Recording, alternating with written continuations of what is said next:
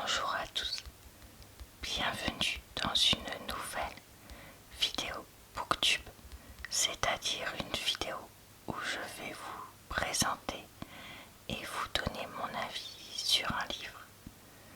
Aujourd'hui, on va parler du livre The Forbidden Hunt, tome 1, La flic et le dieu cornu de Cleo Rahal Blackwood. C'est donc un roman dont je vous parle aujourd'hui, un petit peu fantastique.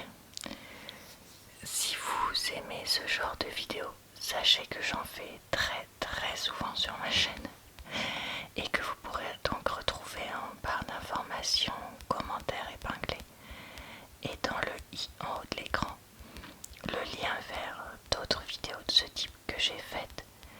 Et dans ma playlist Booktube, vous pourrez aussi retrouver mes avis pour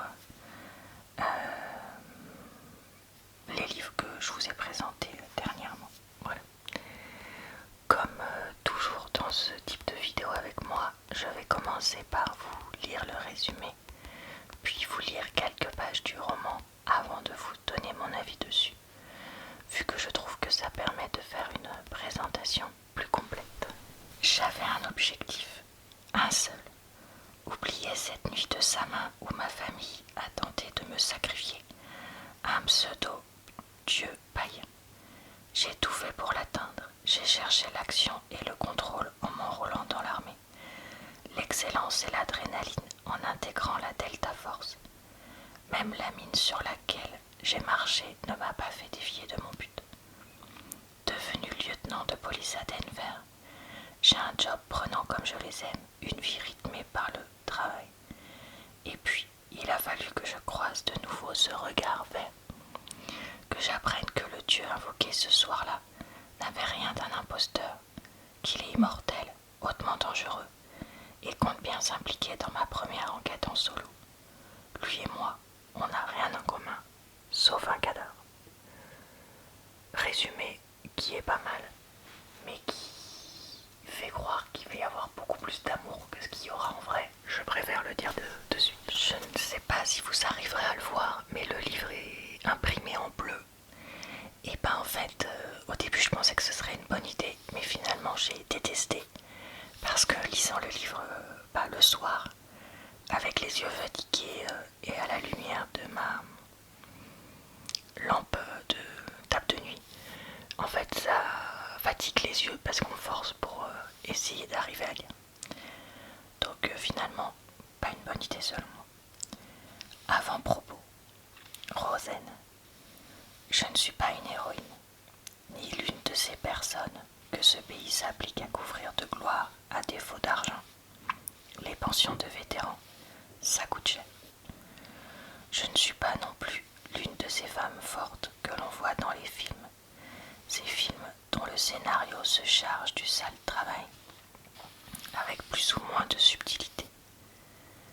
N'interrompons pas le monologue du méchant, la politesse avant tout.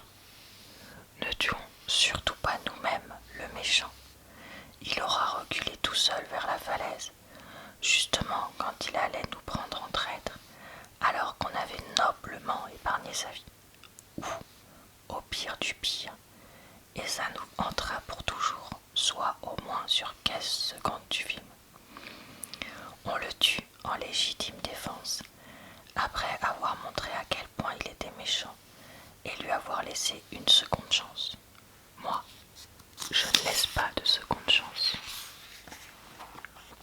Je vois un méchant, je le bute et je passe au suivant. Non, je ne suis décidément pas une héroïne, mais je ne cherche pas la bavure pour autant. J'ai simplement des compagnons à protéger, ceux pour lesquels j'ai choisi de m'enrôler dans l'armée, des compagnons qui ne trahissent pas. Oh, il y a les lâches et les ambitieux, mais une fois ma place trouvée, il n'en est plus resté autour de moi et je sais à qui confier ma vie. C'était pile ce que je cherchais. Enfin, une famille, d'obus et de chars, de snipers et de ville assiégée de feu et de balles, mais une famille quand même. Après tout, qui peut prétendre avoir une famille parfaite? Elle est déjà mieux que l'ancienne. Celle-ci, au moins, n'a pas tenté de me tuer. Chapitre 1. Rosen. Le corps est en cuisine. Je hoche la tête pour remercier l'officier qui laisse retomber le cordon de signalisation dans mon dos. Derrière nous, le bitume du parking du restaurant. Les badauds se massent avec un mélange d'inquiétude et de curiosité morbide. Sans leur accorder d'attention, je m'avance vers The Traditional, dont la façade, tout en baie vitrée, ne révèle que quelques tables vides dans la pénombre de la salle. Mes lunettes de soleil quittent mes yeux lorsque je passe le seuil, la lumière éclatante de Denver se heurtant à la devanture teintée. Une odeur de nourriture bon marché m'enveloppe, en accord avec les banquettes accueillantes et la décoration vintage de ski et de planches. Malgré quelques taches de graisse non identifiées qui changent le carrelage, l'endroit a tout du diner familial. Pourtant, en cet instant, c'est un tout autre type d'activité qui le rend fourmillant. Une activité qui m'est familière, mais qui se double aujourd'hui d'un drôle de sentiment de nouveauté. C'est ma toute première enquête en solo en tant que lieutenante, et je n'aurais pas cru que ça m'affecterait autant, avec cette petite pression sur mes épaules bien présentes. Ah, j'en ai vu d'autres, ça passera. Alors le roi, en forme, le lieutenant Stephenson, qui tient plus de l'armoire à glace que de l'être humain, me lance un sourire goguenard en m'accompagnant jusqu'aux cuisines. Ses yeux aussi noirs que les miens pétillent, et je sens déjà qu'il va tenter de me détendre. Il n'a pas besoin de me connaître pour savoir que la responsabilité d'une première mission est éprouvante. Or, en plus de ça, le fait est qu'il me connaît. Toujours. Voilà, je m'arrête là pour la lecture. Alors, malheureusement, je n'ai pas réussi à apprécier ce livre suffisamment et je ne l'ai donc pas terminé. Pourquoi je dis malheureusement? Parce que comme vous l'avez vu dans l'extrait que je vous ai lu, le ton est assez marrant et les personnages de Rosen et de Cernunnos, je crois qu'il s'appelle, bref, le dieu cornu, sont vraiment marrants, hauts en couleur, des personnages que j'appréciais vraiment, vu que le lieutenant le roi est, comment dire, vraiment une force de la nature. On apprendra que voilà, elle a été blessée, etc. Et que malgré ça, elle fait tout pour, comment dire, faire comme si elle était 100% valide. Le dieu cornu, lui, est ultra blasé d'être encore là, etc. Et donc ce côté-là m'a vraiment plu. Après, je trouve que le livre met trop de temps à révéler certaines choses très importantes, comme je disais, l'invalidité du lieutenant. Rosen, en fait, on met des pages et des pages et des pages à apprendre qu'elle a un chien, mais qu'en fait, ce chien, c'est parce que elle a eu des graves séquelles de son passage dans l'armée.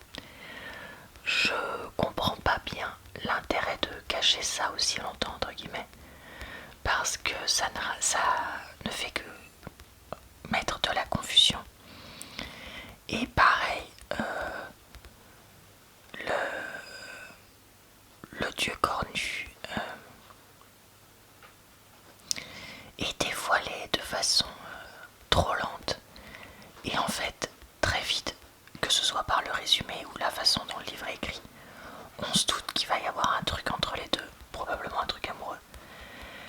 Mais ça met vraiment beaucoup de temps à arriver. Alors, j'adore les histoires d'amour qui prennent leur temps parce que je trouve ça réaliste. C'est pas ça le problème. Là, c'est que c'est même pas une histoire d'amour en fait. C'est que là, on est vraiment à rien, nulle part, pendant des pages et des pages et des pages. Et en fait, on a pas mal de personnages secondaires, notamment dans le cadre de l'enquête, dont les noms se ressemblent un peu. Et je sais pas, enfin bon, moi je comprenais rien à cette histoire. En fait, voilà, c'est un livre qui, malgré des personnages principaux intéressants et une histoire avec une enquête qui pourrait être intéressante, m'a énormément confuse. Je comprenais rien à l'histoire.